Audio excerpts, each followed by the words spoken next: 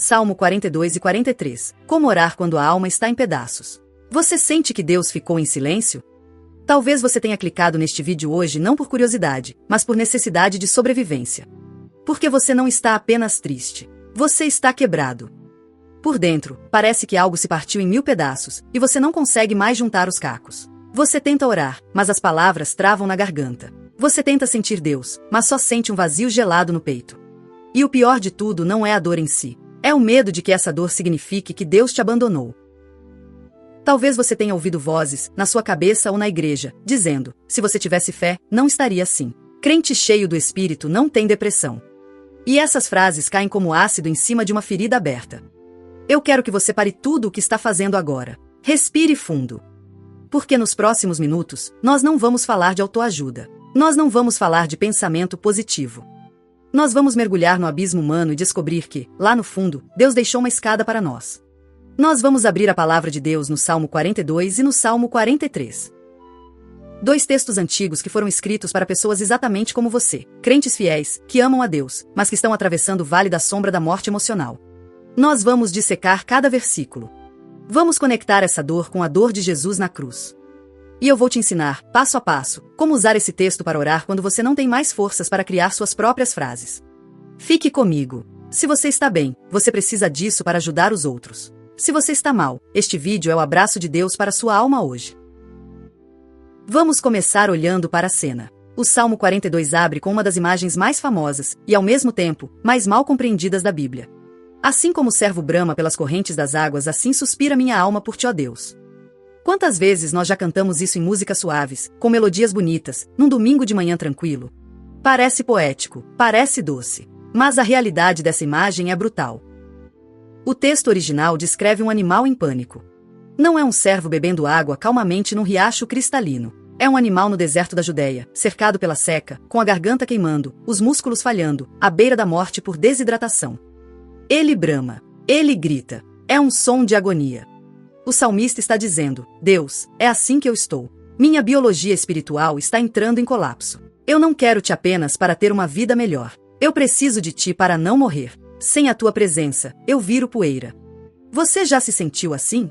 Como se a sua alma estivesse desidratada? Como se cada dia longe da sensação da presença de Deus fosse um dia a menos de vida? Historicamente, quem escreveu isso provavelmente era um levita, um líder de adoração, que foi exilado. Ele está longe de Jerusalém. Ele está longe do templo. Naquela época, o templo era o local manifesto da presença de Deus. Estar longe do templo era sentir-se cortado da fonte de vida. Ele olha para o norte, para as montanhas do Hermon, onde as águas nascem, mas ele se sente num deserto. E para piorar o cenário, ele não está sozinho. Ele está cercado. Inimigos olham para a desgraça dele, veem ele chorando dia e noite, e lançam a pergunta que mais dói: onde está o teu Deus? Essa é a pergunta que o diabo sussurra no seu ouvido quando a depressão bate. Se Deus é bom, por que você está assim? Se Deus te ouve, por que o silêncio? Cadê o teu Deus agora? Perceba uma coisa fundamental aqui. O salmista não está sofrendo porque pecou. Ele não está sofrendo porque abandonou a fé. Ele não está numa vida de libertinagem. Ele está sofrendo por circunstâncias externas e por uma angústia interna, mesmo amando a Deus. Isso derruba o primeiro mito religioso que destrói vidas, o mito de que sofrimento emocional é sinal de pecado oculto ou falta de fé. O povo de Israel, no contexto desses salmos, vivia instabilidade, guerras, exílios. A vida do justo na Bíblia nunca foi vendida como um mar de rosas. Pelo contrário, a Bíblia é o livro mais honesto do mundo. Ela mostra a realidade nua e crua. Existe aflição. Existe lágrima. Existe o vale. Mas existe também uma ferramenta poderosa que o salmista nos ensina a usar. Existe um refrão, uma música que ele canta para si mesmo no meio do caos. Repare na estrutura desses 2 salmos, o 42 e o 43. Eles formam uma unidade. E 3 vezes aparece o mesmo refrão. Por que estás abatido a minha alma e por que te perturbas dentro de mim? Espere em Deus, pois ainda o louvarei. Isso não é poesia barata. Isso é estratégia de guerra espiritual. Vamos analisar as palavras-chave aqui, porque elas mudam tudo. Primeiro, a palavra abatida. No hebraico, a ideia é de algo que foi esmagado, curvado até o chão, prostrado na poeira. Sabe quando a tristeza é tão física que você anda curvado? Quando parece que a gravidade aumentou sobre os seus ombros. É isso. A alma dele está colapsando sob o peso da realidade. Depois, ele fala, minhas lágrimas têm sido meu alimento dia e noite. Isso é muito forte. Significa que a rotina dele foi sequestrada pela dor. Ele não come pão, ele come angústia. E não é algo que dura uma hora. É dia e noite. É contínuo. É crônico. Quantos de vocês que me ouvem agora sabem exatamente o que é acordar já cansado? O que é ir dormir pedindo para a mente desligar, mas a ansiedade ficar gritando? Comer lágrimas. E então surge a palavra-chave da virada: lembro-me. No versículo 4, ele diz: lembro-me destas coisas e dentro de mim derramo a minha alma. Do que ele se lembra? Ele se lembra de quando guiava a multidão para a casa de Deus. Ele se lembra da festa. Ele se lembra da alegria. Aqui está um segredo profundo da espiritualidade cristã. A memória é uma arma. Quando o presente é escuro, você precisa acender a luz do passado. O diabo quer que você tenha amnésia espiritual. Ele quer que você olhe para a dor de hoje e ache que a sua vida inteira sempre foi dor e sempre será dor. O salmista luta contra isso. Ele força a mente a viajar no tempo. Não, eu já vi Deus agir. Eu já senti a alegria dele. Eu já cantei com o povo. A realidade de hoje é ruim, mas ela não anula a fidelidade de ontem. O lembro-me é o antídoto contra o veneno do desespero imediato. E agora, preste muita atenção, porque aqui está o coração da técnica do salmista. Ele começa a conversar consigo mesmo.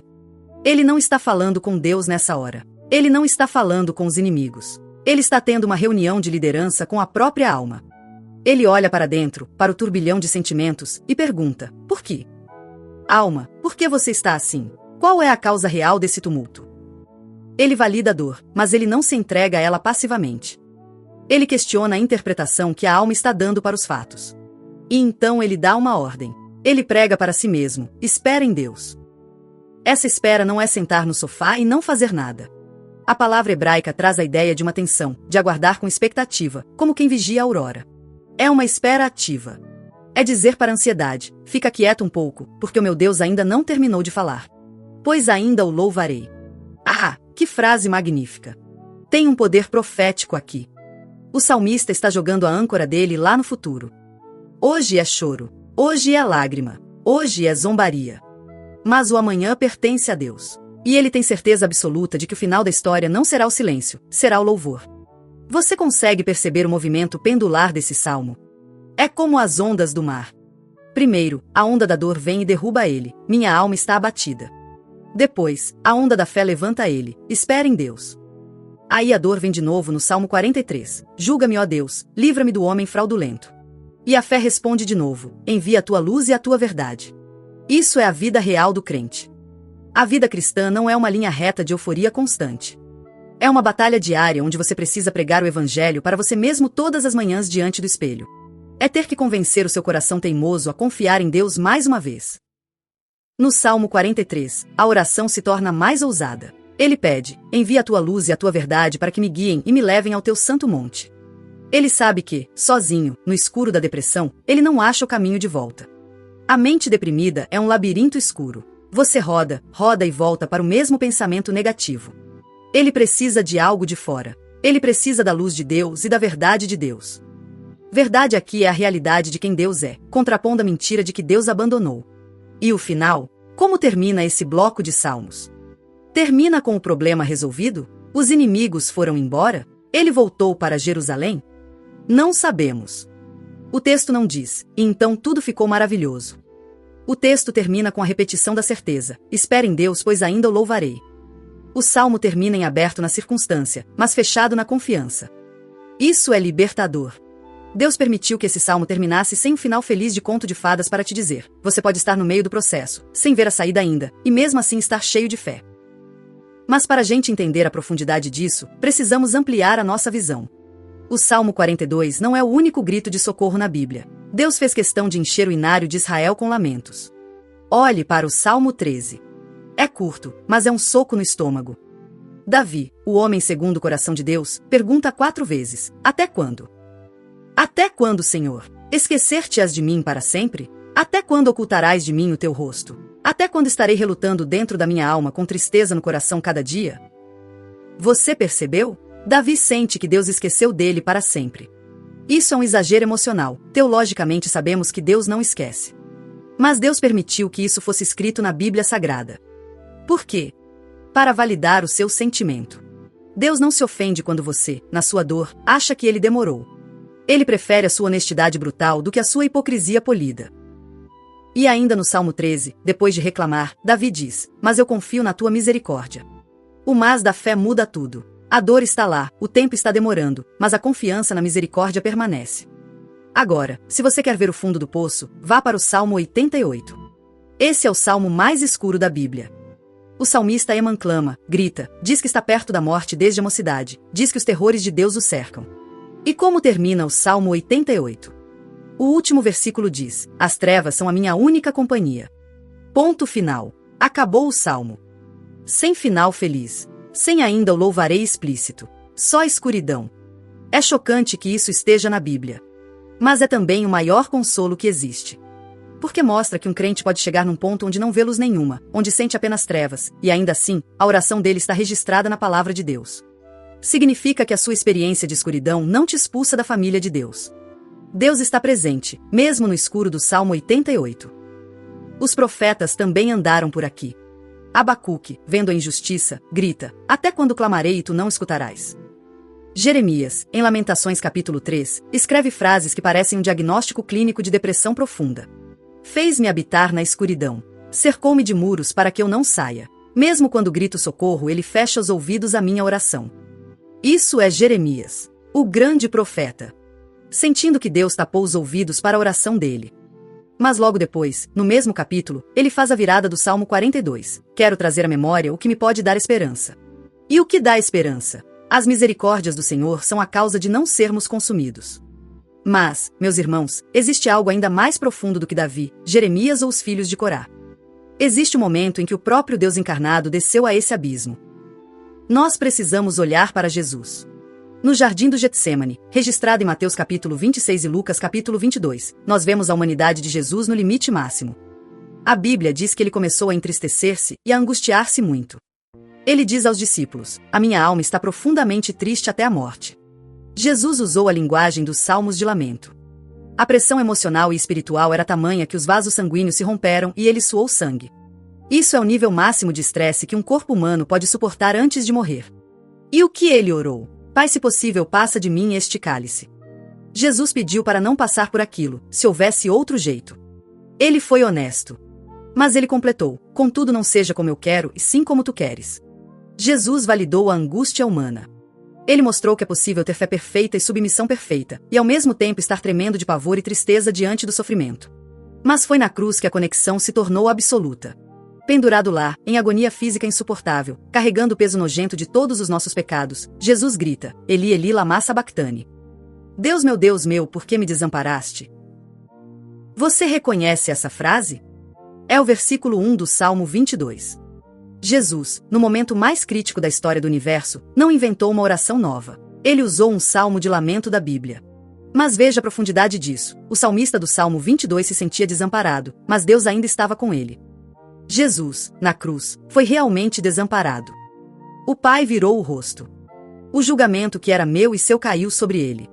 Ele experimentou a solidão cósmica, o abandono real, o inferno do isolamento. Por que ele fez isso?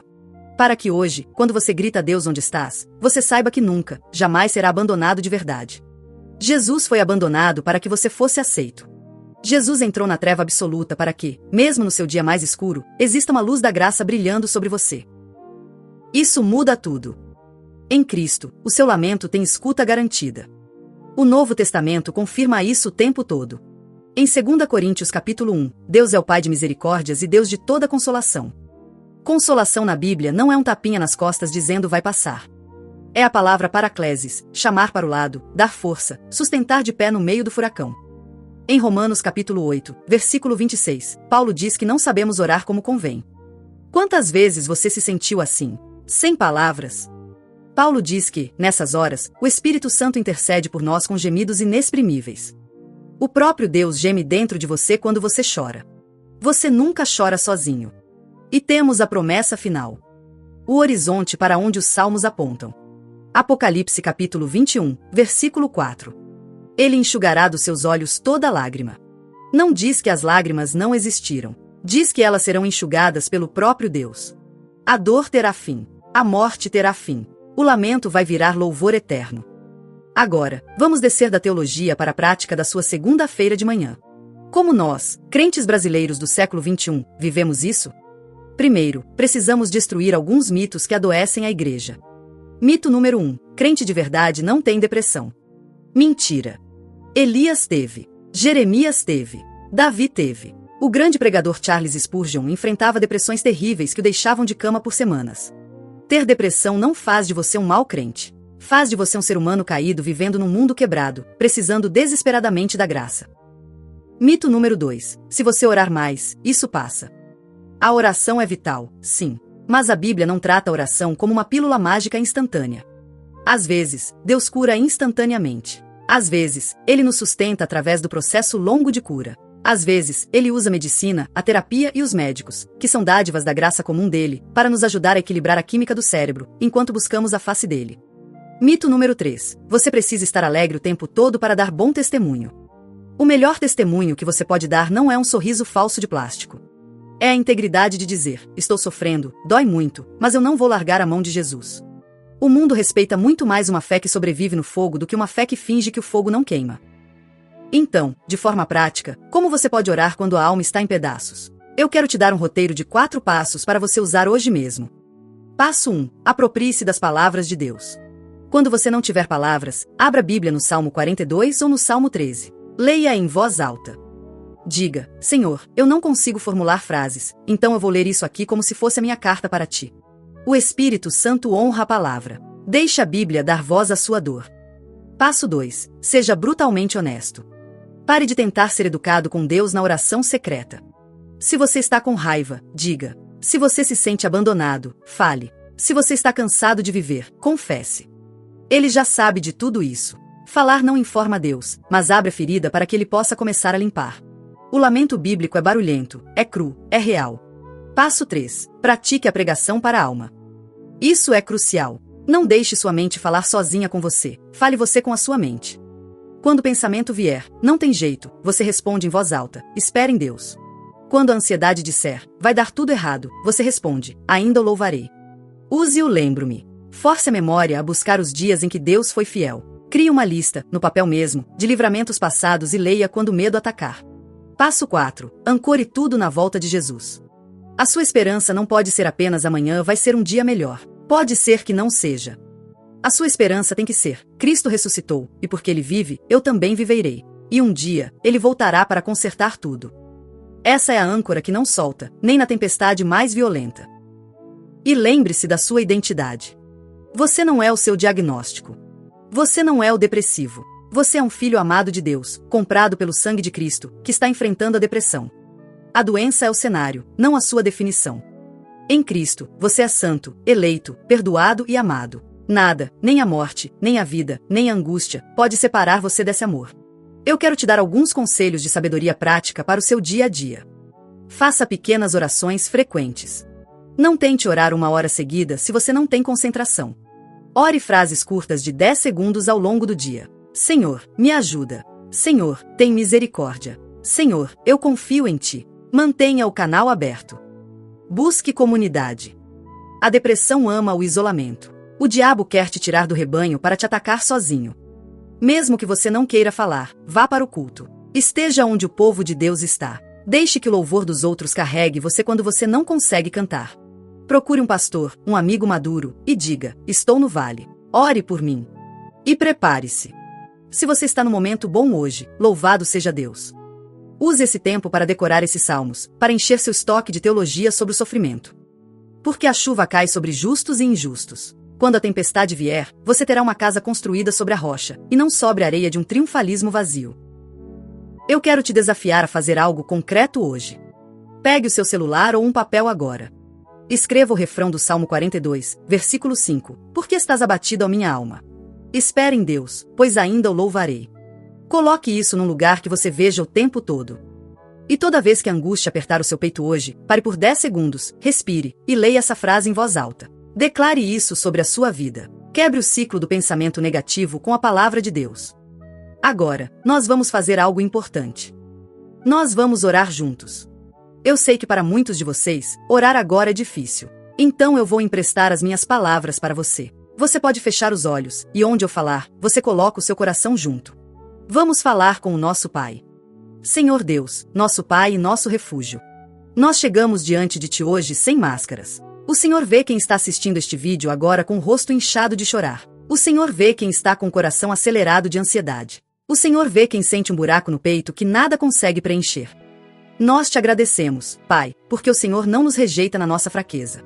Obrigado por ter deixado o Salmo 42 na Bíblia. Obrigado por nos mostrar que podemos ser reais contigo. Senhor, nós confessamos que muitas vezes duvidamos do teu amor quando as coisas dão errado. Perdoa a nossa pouca fé. Perdoa quando damos ouvidos à voz do inimigo que diz que fomos abandonados. Neste momento, clamamos pelo poder do Espírito Santo.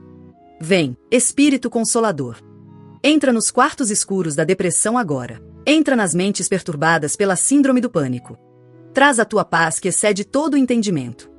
Nós pregamos para nossa própria alma agora, em nome de Jesus. Alma, aquieta-te. Alma, espera em Deus. Nós declaramos que a nossa história não acabou. Nós declaramos que o túmulo vazio de Cristo é a garantia da nossa vitória final. Obrigado, Jesus, por teres sido desamparado na cruz em nosso lugar.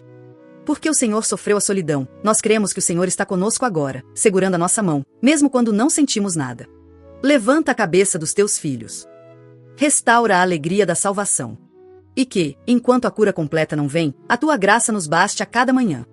Nós escolhemos esperar. Nós escolhemos confiar. Nós escolhemos te louvar, mesmo no vale.